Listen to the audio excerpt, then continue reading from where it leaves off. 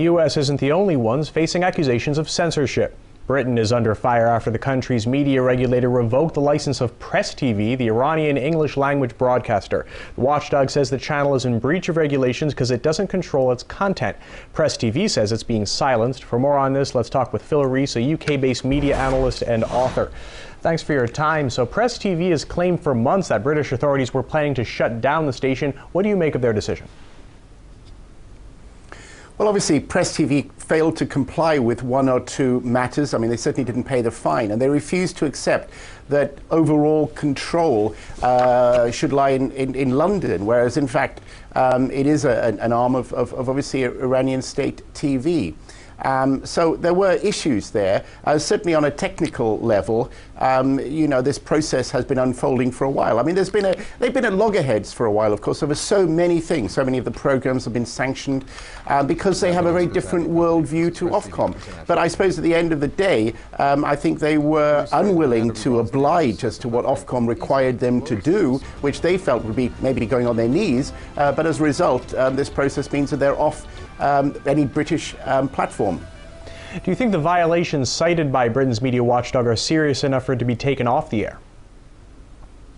Well, I think what happened to the Iranian journalist Mazir Bahari was wrong, and I think that this was in the midst of the turmoil after the Iranian presidential election in 2009. But my view is that if this had been separated from geopolitics, then no, this would not have happened, and some other kind of sanction would have been made, and a deal would have been struck. So I think that Press TV has been viewed through geopolitical terms, and that is the breakdown of relations between Britain and Iran.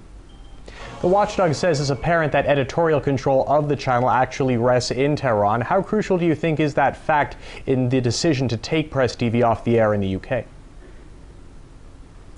Well, I don't think it's crucial. I think it's been used by Ofcom, and I think that the Iranian authorities have been unwilling to abide by what Ofcom asked them to do. That is the leaders of the people who run Press TV. So, you know, look, at the end of the day, I think that most of the criticisms of Press TV have been due to its coverage because, you know, it sees the Middle East very differently, for example, than the mainstream media in Britain.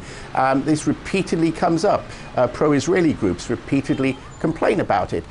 So there's been, you know, they've been at loggerheads for so long that I think that, and we know, by the way, from WikiLeaks, we know very well that the British government at the very highest level was discussing with its, the American ambassador here how to limit Press TV's output in Britain.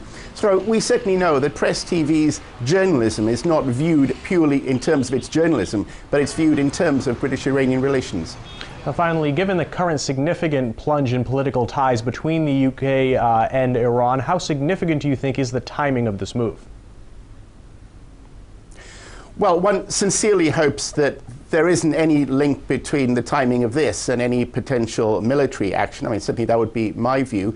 I also think it's very sad, though, because I think that if diplomatic relations break down, other avenues need to be in place for countries to discuss matters. So I think this is hugely counterproductive because, to some extent, Press TV was a window on an alternative view. It was a window on what the Iranian government felt, but also a legitimate view, a view, for example, of the Palestinians and the Israelis not as equals in the sense that the British media considers, you know, the occupied and the occupiers as equals and deserving of the same kind of press attention.